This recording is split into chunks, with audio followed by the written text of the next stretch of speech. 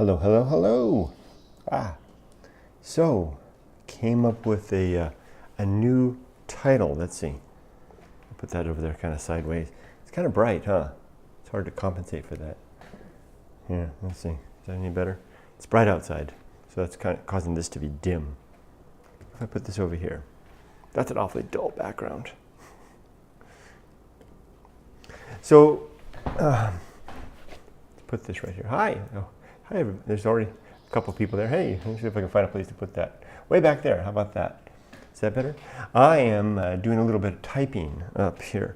I have just come up with a new, I don't like that. Gotta have a picture. Yeah, there you go. Lots of light. I've come up with a new title for the, I have to see if I can remember it. Hold on, let me write it down here. Creating a life of purpose in a universe without apparent meaning. So the two books that I've written, Going Alone and The Good Life, have two very distinct subtitles. Going Alone subtitle is Discovering a Universe Without Apparent Meaning, or just Discovering a Universe Without Meaning, if you want to be a little more blunt. I didn't like the without meaning part. Let me go ahead and switch this over here. Just a second. I didn't like saying discovering a universe without meaning, because that feels too much. It has the sense that that I've done all the research, and the verdict is in: the universe has no meaning. And I certainly would never suggest that I've done anything like the amount of research that would be needed to do that. I'm not capable of doing anything like that. So I throw the word apparent in there in order to qualify it. Just discovering a universe without apparent meaning, as I continue the effort to find meaning. Then the subtitle for the sequel to Going Alone, The Good Life, is creating a life of purpose. I'm using the words meaning and purpose interchangeably there. Don't know if that's a good thing to do, but it's just redundant to say purpose, purpose, meaning, meaning. So in the first case, discovering a universe, wow, apprehending the universe seems to have no meaning to it, no apparent meaning. I can't see any. And then making a decision. There's other two responses, like, holy crap, I give up. Either crawl under a desk or, I hate to do that kind of imagery, but that's what happens in some cases. Some people do that. A lot of people just give up and just find a nice safe corner to hide in until the light is over and the darkness can return. My response, my recommended response, of course, and my own personal response is to say, well, okay, gosh darn it, appears that life has no apparent meaning. Now what, right? Can't rely on any commandments from on high. The meaning doesn't appear to be written in the stars or in the stones. I guess I'll have to figure something out. So, review philosophy, exercise poetry, maybe even consult theology. Is that what you would call an existential crisis, having a reaction?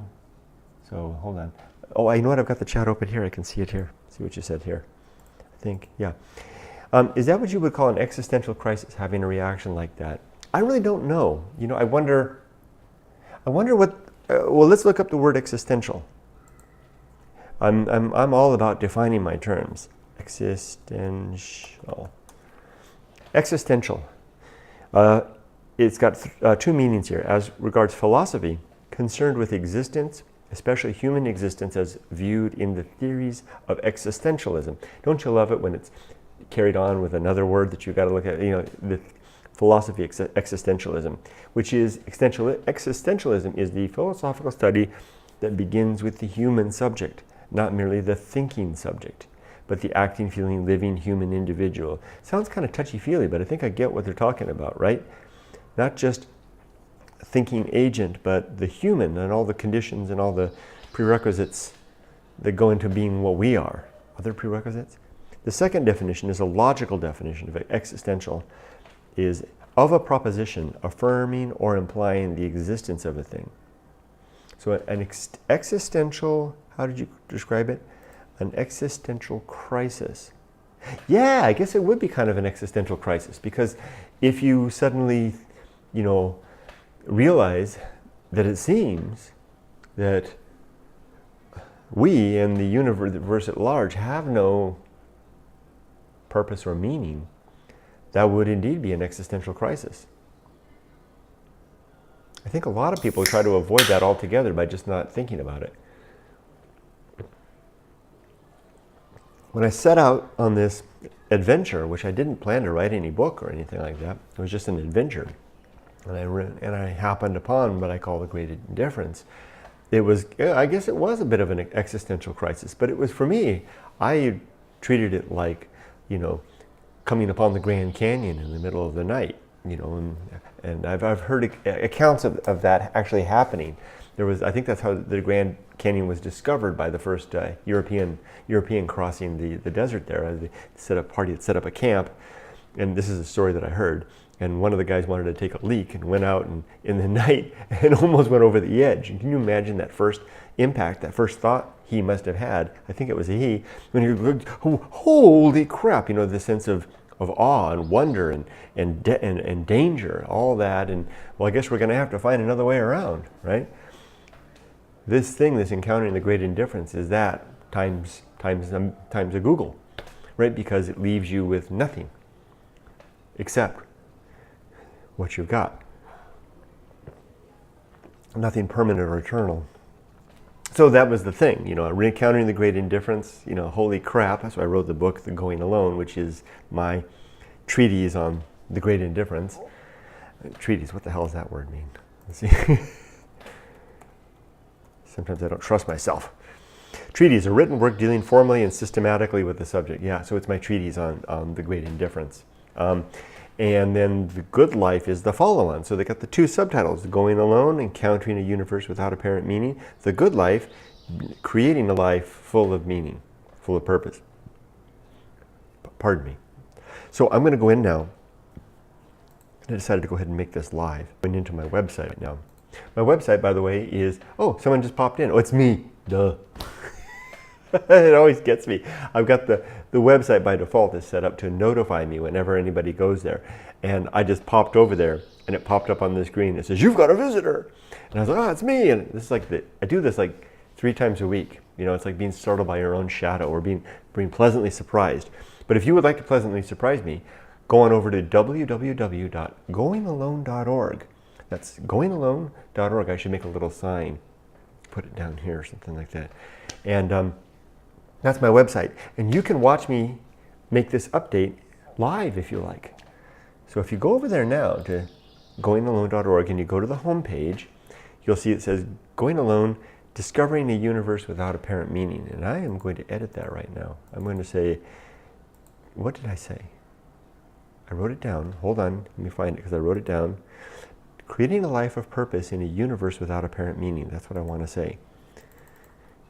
Creating a life of purpose in a universe without apparent meaning. Hopefully I spelled everything right. Change the color. Let me fix that color. No, not the highlight. There we go. Creating a life of purpose in a universe without apparent meaning. Publish. Change is going out there. Now let's go take a look at the change.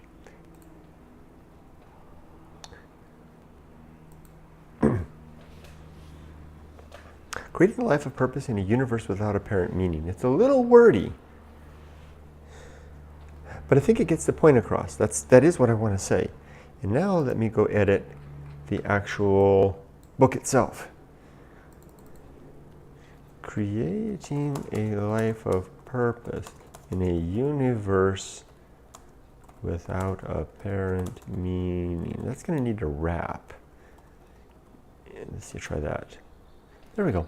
Creating a life of purpose in a universe without apparent meaning. That's a little bit wordy. Now, that means that the subtitle of the other book is going to have to either be given up or change.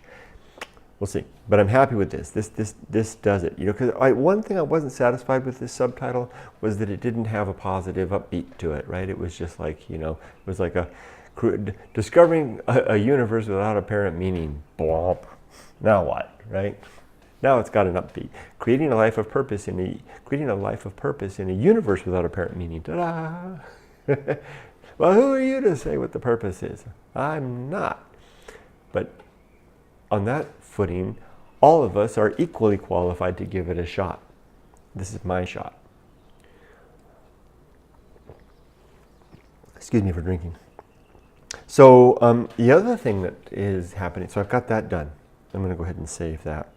The other thing that is happening was I've been challenged to reconsider paradigms, reconsider the status quo in a very good way. I think I mentioned in the last video, this is the second video, probably within 2 hours to go up. This is something I used to do with the YouTube bullet train, and that worked out pretty good. But I was challenged I was a new person in my life, a coworker. He has challenged me to think about the status quo with regard to a project that we're doing at work to shake things up in terms of the way projects are run. It's a project management methodology that we've put together and we're trying to promote. And I want to take that same new approach, and apply it to this, because I'm always thinking about how can I promote this thing, this going alone thing, because I know that there are people out there, particularly younger people, who are in the same situation that I was in when I was a younger person, which is, finding yourself quite alone in the world, not buying into the dogma or the propositions of society necessarily, and not having anything of your own to go with. And it's taken me all of my adult life to push through that and formulate something that is working very well. How can I share that, if not to push my model on anybody, at least to share the example which is don't have to settle for any of the preconceived notions, including my own, the preconceived ideas. You can push through and develop it on your own. And I kept thinking that I have to do it in the traditional way. I have to make, don't overwhelm on YouTube. Be careful about that. Content should be careful, curated, well developed. Don't overdo it, Kurt. No one's going to watch if you upload too many of these things. And likewise on the blog and the rest, I guess I kept thinking everything had to be a perfectly formed piece put out there.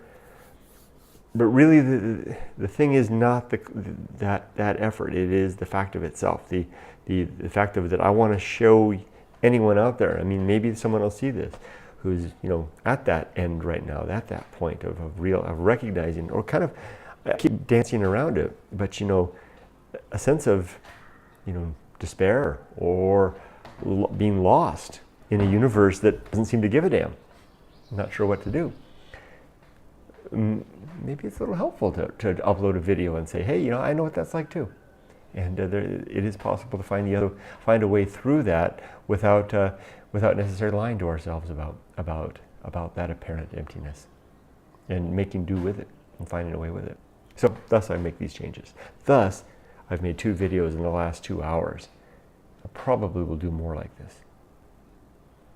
With that, I think I'll go ahead and sign off, because it's still a bit awkward for me to do this. I haven't quite found my YouTube bullet train heels. I don't know if anybody's out there that's been with me that long, but back in the old days I had a YouTube channel called the YouTube Bullet Train the idea of the bullet train was just firing off everything about, but the content there was Japan. The message was Japan and the Japan experience.